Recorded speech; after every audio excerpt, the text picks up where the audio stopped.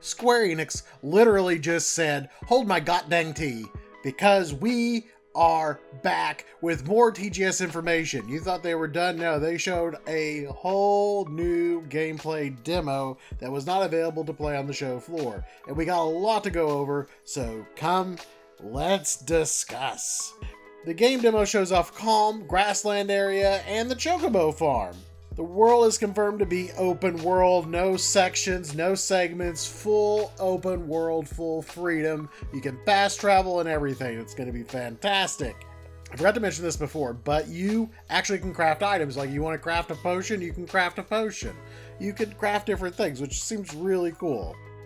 And we got to take a look a little bit more in depth of Red 13's combat. He is described as a close-range fighter who has a revenge gauge. When you fill up this revenge gauge, he goes into vengeance mode. Revengeance mode? I don't know. I got Metal Gear Rising in my brain. But he has some unique abilities, and it's a lot of defensive abilities. I'm not for sure what those abilities exactly are going to be, but I'm very curious to find out. As we mentioned before, other than climbing and swimming, you can also use grappling hooks. They didn't show that here, but they did mention that, and I figure I'd throw that in. When you go to the Chocobo Ranch, you'll run into Chocoboville, and he will, in the beginning, teach you how to catch a Chocobo. Even though there's a Chocobo right in there, he's like, nah, you gotta catch your own.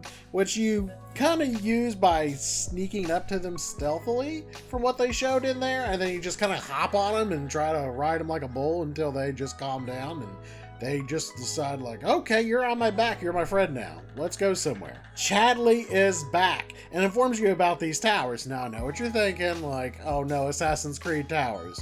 So far, at least from the one they show, you don't have to climb it. You just gotta literally walk up to it, activate it, and it unlocks key points of interest.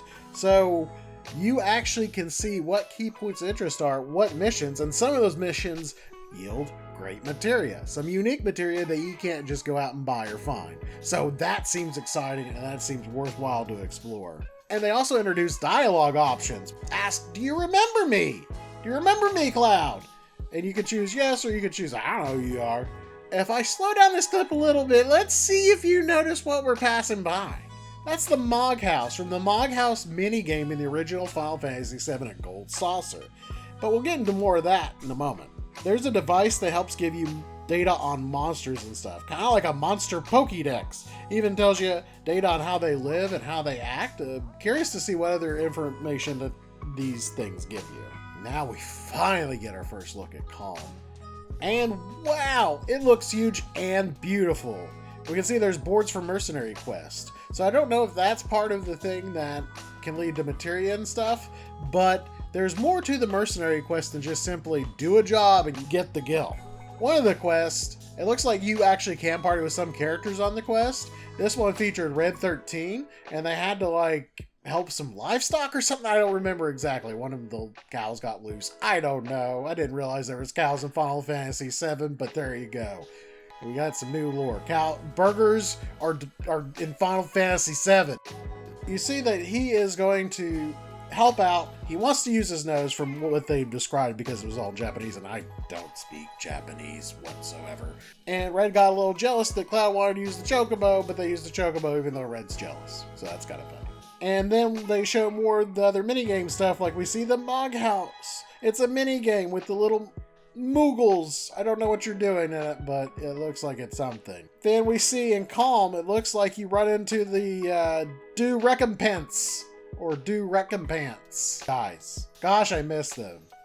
They're back. They're basically going to be like the bulk and skull of the Final Fantasy VII re-trilogy. And we got to see the footage of the new card game that they've mentioned in interviews called Queen's Blood. Again, all Japanese, not for sure what's going on. They didn't go into depth to it, but apparently you can get cards, build your own deck, and challenge people. And apparently there's going to be story things behind that, so there's like extra story behind it, so it's going to be really interesting. And then finally, they gave us a look at playing the piano.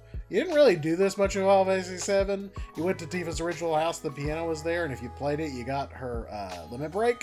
Well, it's back. But apparently you can play piano in different locations, and apparently it's kind of in-depth.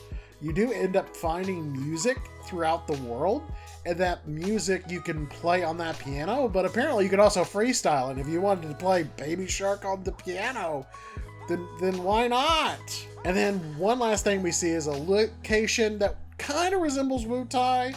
I'm not for sure what this location is because they did say in interviews that Wutai is not going to be in this game.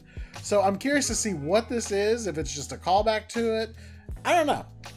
But it seems very, very interesting.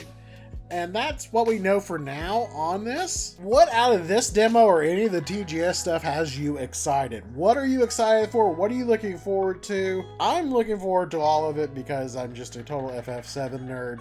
But let me know in the comments below what you're excited for, what you want to see next, and stay tuned as whenever more news comes out, I'll try to talk about it. Anyways, guys, till next time, get you some tea.